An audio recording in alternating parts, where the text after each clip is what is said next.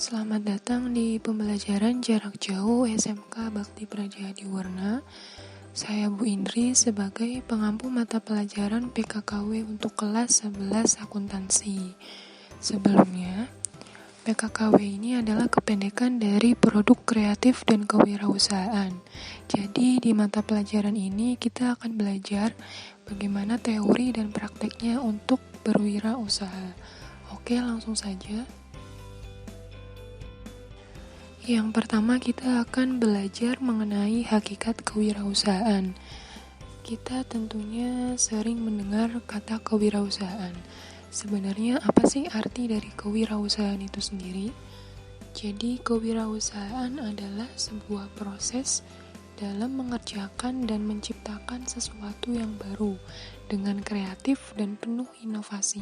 Tujuannya agar bisa bermanfaat bagi orang lain dan memiliki nilai lebih.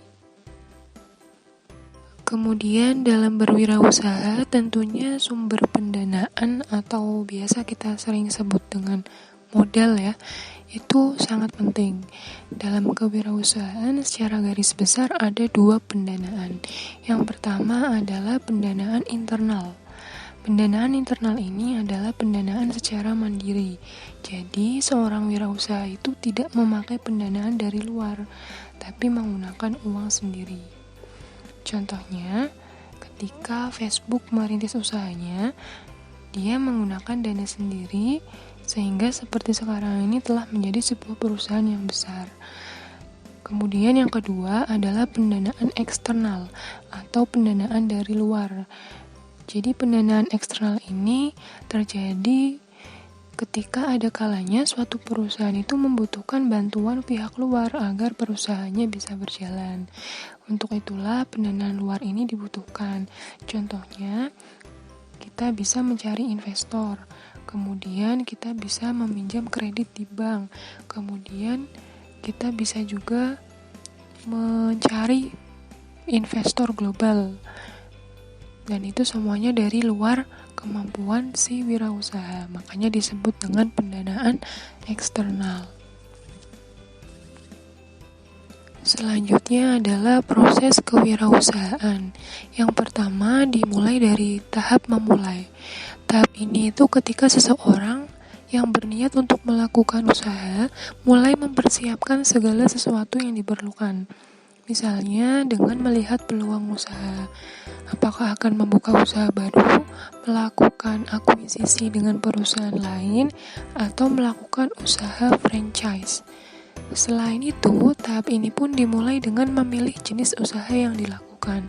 Apakah akan di bidang pertanian, industri, manufaktur, produksi, maupun jasa. Selanjutnya, setelah menentukan bidang usahanya, kemudian bagaimana usahanya akan dibentuk, tahap selanjutnya adalah melaksanakan usaha atau tahap jalan. Pada tahap ini, seorang wirausahawan mengelola berbagai aspek yang terkait dengan usahanya. Misalnya aspek pembiayaan, sumber daya manusia, kepemilikan, organisasi, dan kepemimpinan, yang meliputi bagaimana mengambil risiko dan mengambil keputusan pemasaran dan melakukan evaluasi. Selanjutnya adalah mengembangkan usaha. Tahap mengembangkan usaha merupakan tahap saat hasil yang diperoleh tergolong positif. Jadi ketika seseorang telah memulai usaha, usahanya jalan, bisa bertahan. Ketika trennya positif, hasilnya positif, laba. Nah, selanjutnya adalah tahap mengembangkan usaha. Jadi bagaimana usaha itu dapat berkembang dan juga tetap bertahan. Dengan demikian, perluasan usaha menjadi salah satu pilihan yang mungkin diambil. Misalnya membuka cabang, atau membuat produk baru, atau membuat perluasan pasar atau target pasarnya semakin luas. Setelah melaksanakan usaha, tahap selanjutnya adalah mempertahankan usaha. Ini merupakan tahap yang cukup sulit dibanding tahap berikutnya. Tahap ini merupakan tahap saat wirausahawan melakukan analisis perkembangan usaha berdasarkan hasil yang telah dicapai untuk kemudian ditindaklanjuti sesuai dengan Selanjutnya adalah jenis-jenis kewirausahaan. Yang pertama ada kewirausahaan bisnis kecil. Bisnis kecil ini adalah bisnis yang sedang menjamur di Indonesia. Banyak sekali orang-orang yang memulai bisnis kecil, di mana bisnis kecil ini adalah bisnis yang dijalankan oleh orang perorangan dengan modal sendiri. Selanjutnya adalah usaha rintisan.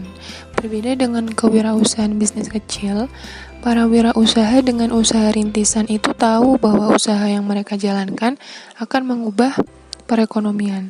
Mereka akan menarik sejumlah investor untuk mengucurkan dana dengan jumlah yang cukup banyak. Mereka juga menyewa atau mempekerjakan beberapa pekerja.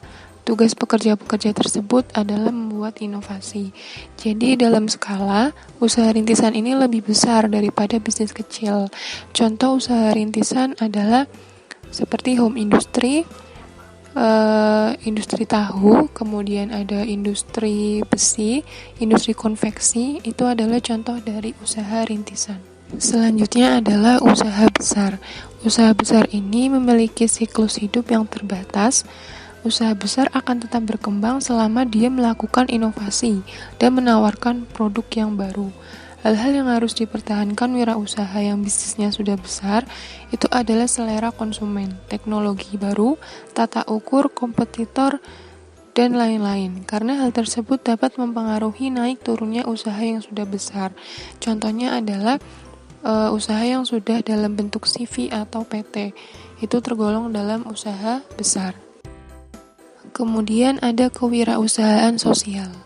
Wirausaha sosial ini adalah para inovator yang menciptakan produk dan jasa yang dapat memenuhi kebutuhan sosial. Namun wirausaha sosial biasanya memiliki cita-cita bahwa usaha yang dibangunnya itu dapat membantu orang lain atau membantu masyarakat untuk menjadi tempat yang lebih baik. Kemudian biasanya usaha ini berbentuk usaha yang non-profit, jadi tidak mencari keuntungan, atau bisa juga dalam bentuk usaha biasa maupun dari gabungan keduanya. Itu adalah sedikit materi pengenalan untuk mata pelajaran PKKW.